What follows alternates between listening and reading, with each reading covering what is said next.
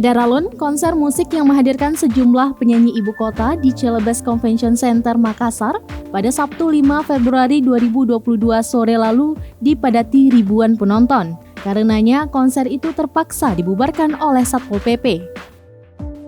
Penonton merasa dirugikan akan hal ini karena selain sudah mengantri, mereka juga telah membayar ratusan ribu untuk tiket konser tersebut.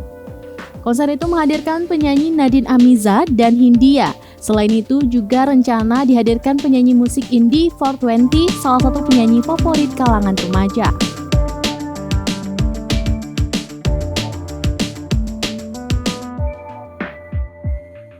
Konser yang mengusung tema Chord Correct Fest 2022 dihadiri ribuan pengunjung. Pihak Satpol PP dan kepolisian pun berusaha membubarkannya. Pasalnya nyaris seluruh sudut gedung terisi pengunjung dan terlihat nyaris tidak ada jarak aman sesuai protokol kesehatan antar pengunjung.